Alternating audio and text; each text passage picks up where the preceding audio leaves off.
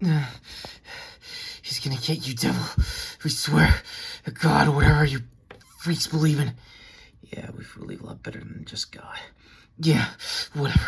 Owen, Retro, Risk owes Yoma a Legends figure. Yeah, in your dream suit. Actually, as your former lawyer now on the run, vigilante, I actually would like a figure form of him to beat the shit out of him before the season finale. Oh, come on, seriously?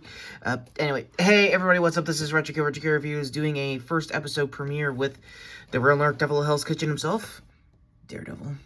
Yeah, Matt over here, to basically talk about Born Again Season 2, and what is there to say that hasn't already been said so far online? Not really much. It's a decent solid start for the premiere. The capsizing at the North Star, port, boat, I think by the harbor, I forgot where exactly, speaking of, as far as my New York gas goes, then again, you do get a debut of the new suit, which, by the way, looks fan-freaking-tastic. The black, meshes really well with the current armor I think he's had since the first season. The double D's is what everyone's been talking about for the marketing and most of the spy shots throughout most of the filming for the season. And I'm pretty sure there will be a reason to have it, or they won't have a thematic thing, or more importantly, they'll just say it was there all along kind of stuff, which probably the same thing with a lot of Marvel TV writing. Speaking of which, I'm very much aware that Marvel is doing a companion podcast for this season, so maybe there's some tidbits about that I might have missed, so again, let me know in the comments. On to the Mr. Charles of our all, basically Matthew Lillard, who, like I said, will be mentioned also in my Scream 7 non-review that I'm going to be doing with Ready or Not later this weekend. But for right now, it's a lot of wait and see. He's got a lot of plans, he's got a lot of machinations so far from Valve, from the Thunderbolts, now New Avengers movie. So more importantly, he's got some behind the scenes stuff aside that's helping Wilson and Vanessa out when it comes to their current mayoralships so far. So if anything else, it's a lot of wait and see for that plot line. Same also for Matt's ex, who was also, yes, my therapist. And for anyone who knows that character in the comics, it might not end well because the PTSD of her encounter with Muse has started, and again, I'm hoping for the best as far as that characterization goes.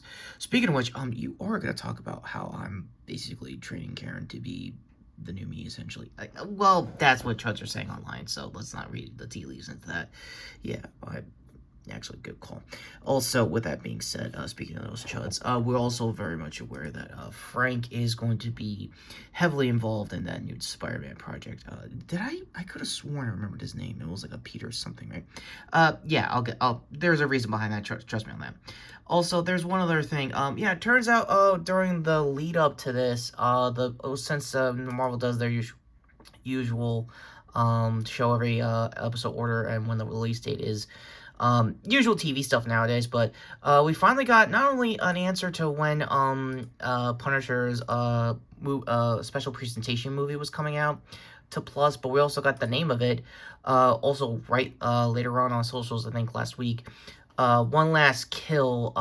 It's basically their Logan, probably knowing Bernthald's version of the character, it might be just that.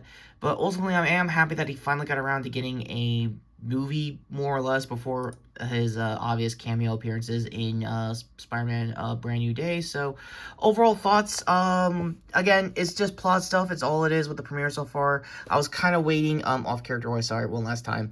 I was kind of waiting for, essentially this to be a 2-episode premiere, so I have something more meatier to go off of, but not for nothing, strong start. Can't wait for more, honestly. With that said, back in character, and you are gonna take these guys to the cops, right? Do I trust the cops now with everything going on with Fisk's little goons? Good call. Anyway, plot stuff aside, final ratings, it's a strong 9 out of 10. Again, ultimately, there's going to be a lot more I'll talk about the season as time goes on, obviously. I'll probably come back for the finale, or unless something crazy happens in the middle of the season. Also, for those who remember my usual order of operations when it comes to reviewing Disney Plus content, no, there will not be a 60-second mini review for this premiere because it just dropped as of this week. but that doesn't mean both the remaining episodes will be shorts as well. Legality-wise, I'm sorry, the lawyer me is still in there. Yeah, well, I kind of need the Delve right now. So, yeah, that's kind of where we are right now. It's more wait and see, but for right now, it is still a strong 9 out of 10. Again, if you haven't watched any of the Netflix stuff, all of the Netflix era shows should be on Plus as of this recording. So, with that all being said, and not admiring that suit more than usual. Again, what happened to you during the Shadowland years? You really don't want to... Yeah, you keep saying that. You go to my confused ass over here to sub to the channel, hit the notification bell down below. High point if you're a mobile subscriber, as usual. And I guess go to my right, or is it my left? Dude, you cannot be that legally blind. I actually am. I have documentation for that. Dude, again, the lawyer in you just really wants to come out. Sorry.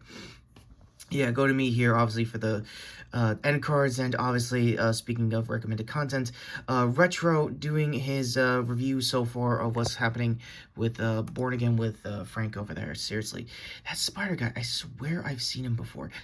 Yeah, take care, notifications, as usual, subscribe, and yeah, there's a big demon-sized reason for that. Oh, how many demons does he know? I don't know, Mephisto usually counts.